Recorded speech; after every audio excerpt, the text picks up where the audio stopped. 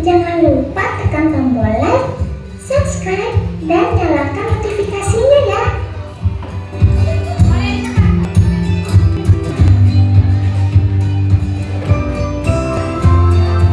Halo Sobat IPF, siapa nih yang setiap harinya tidak pernah lepas dari penggunaan gadget dan internet? Pastinya sebagian besar dari kita.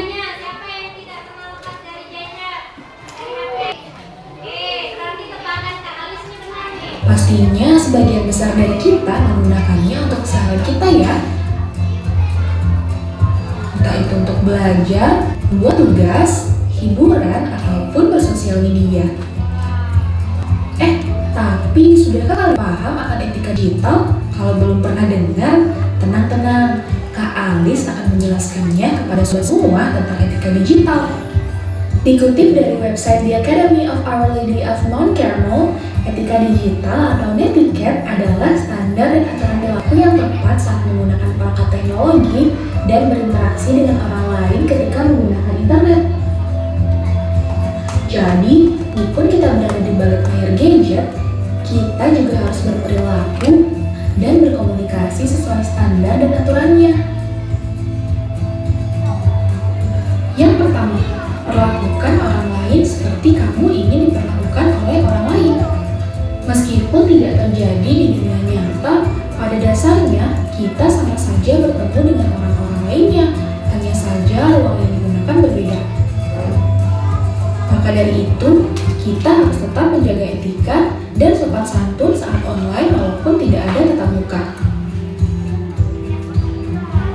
Yang kedua, tidak menjadikan media sosial sebagai tempat curhat. Perlu kalian ketahui nih sobat, privasi atau kerahasiaan pribadi kita dalam bentuk apapun harus kita jaga untuk menghindari penyalahgunaan data-data pribadi. Jadi jangan sampai kalian membicarakan hal pribadi dan masalah sensitif tentang pertemanan di media sosial ya. Yang ketiga, menghindari konflik digital atau cyberbullying.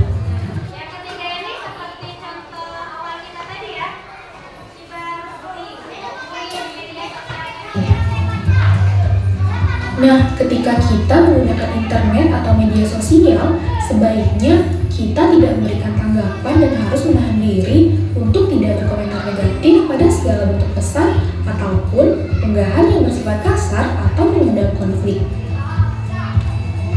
4. Tidak merusak kepercayaan.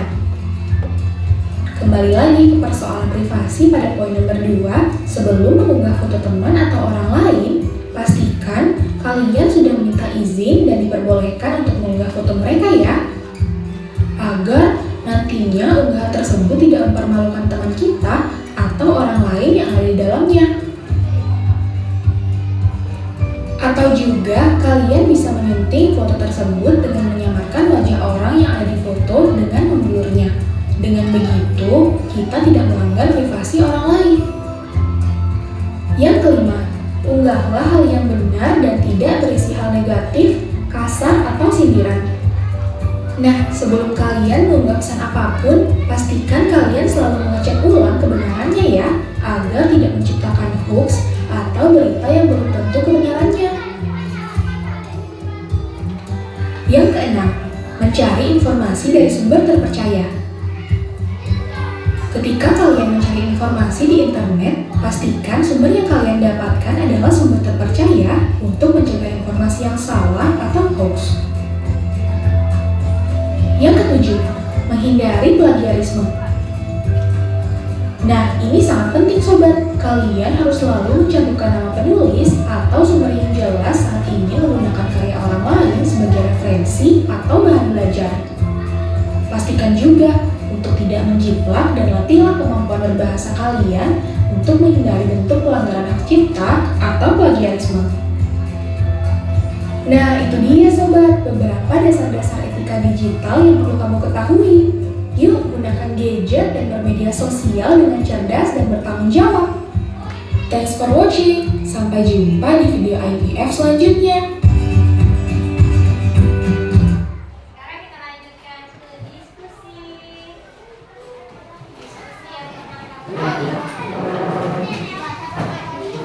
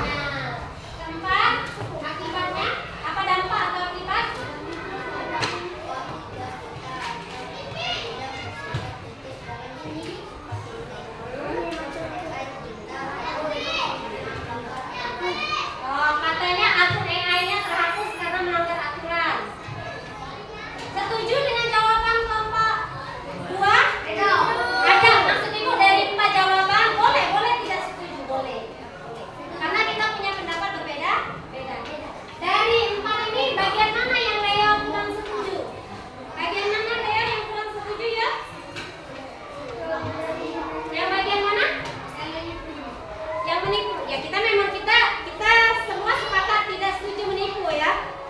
Maksudnya dari jawaban kelompok itu ada yang Leo tidak setuju. Yang mana? Yang mana? Baginya. Yang lain? Setuju? Setuju? Boleh ditutup presentasinya? Kalau setuju berikan tepuk tangan meriah. Boleh dari salah. Waalaikumsalam. Yang kedua tadi siapa? Mana yang kedua tadi? Ini. Oke, silakan. Kasus berapa nak? Ini 1000.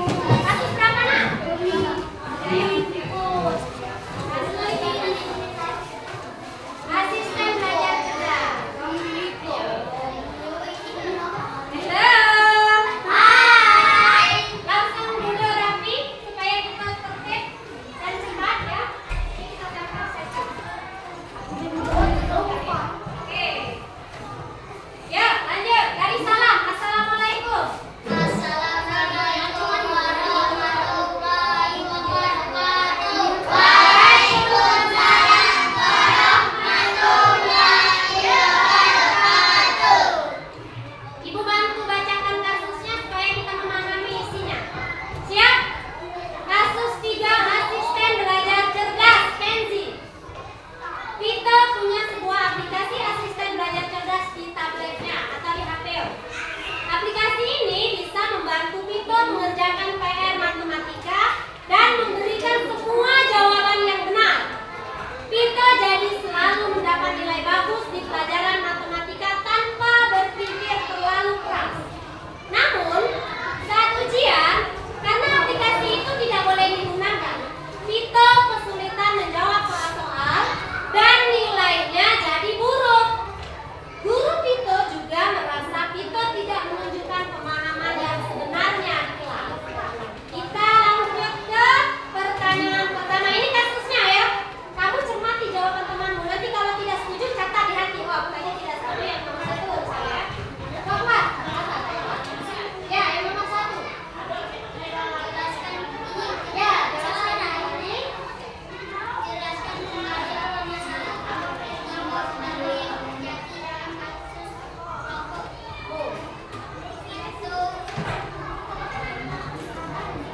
Vito punya sebuah aplikasi asisten belajar di tabletnya.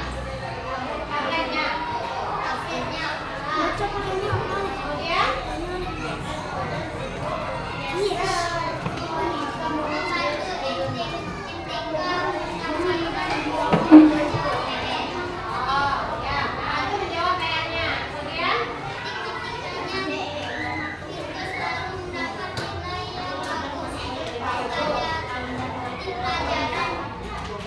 Namun saat ujian dia mendapat nilai yang jelek.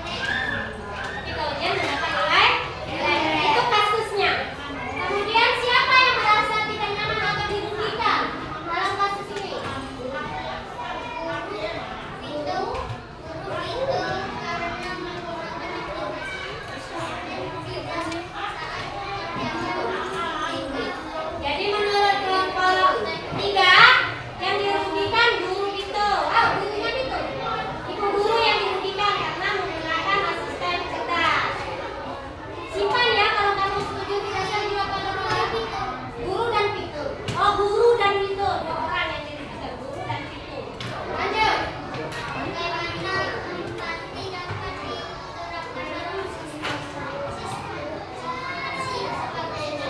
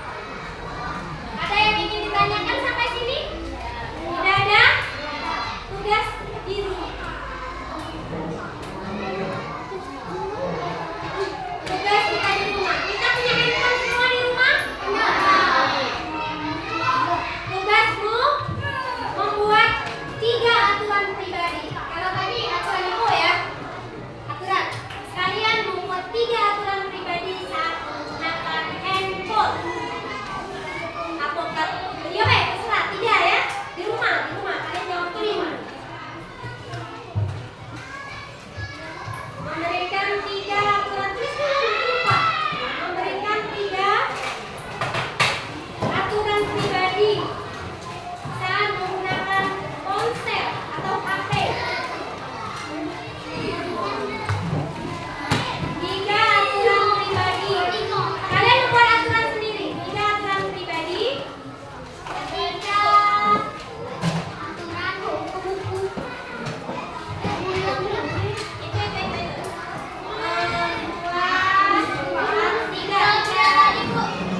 Membuat 3 aturan pribadi ketika menggunakan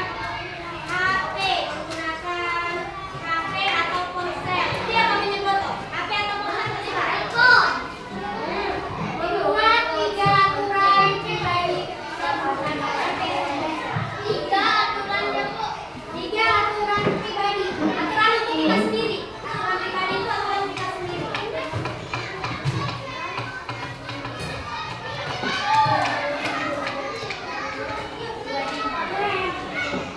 Udah? Ibu cek tugas kalian bagus ya. Masalahnya sudah selesai. Selesaikan dengan baik.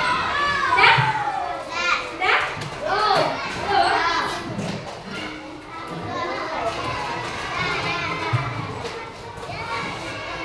Nah itu dia pesan. Nah, membuat 3 aturan pribadi ketika menggunakan HP atau ponsel.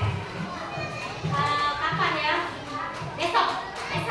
Ayo kita baca. Aturan kita besok baca. Sudah? Sudah? Sudah? Alhamdulillah. Oh belum. Soalnya penampilannya agak lambat. Oke.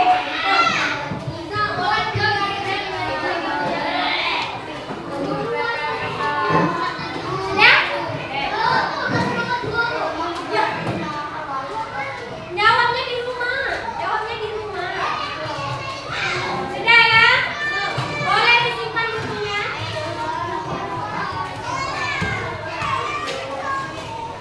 Boleh disimpan bukunya.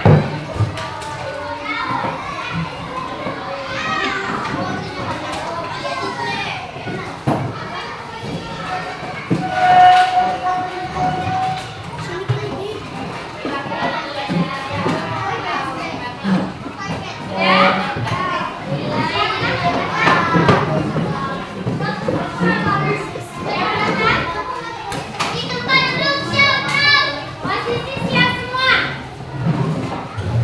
Kenzi, biarkan dulu seperti itu Kenzi. Siapkan dulu Kenzi. Sekali terpajak. Terima kasih.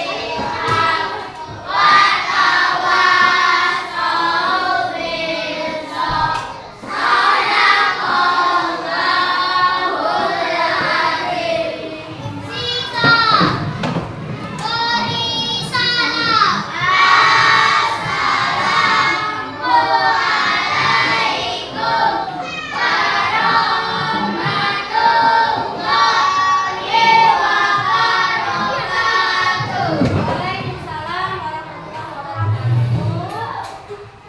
Pelajaran kita sudah selesai. Kuharapkan kita bisa melaksanakan dalam kehidupan sehari-hari. Jangan berkata kasar dan mari kita berkenan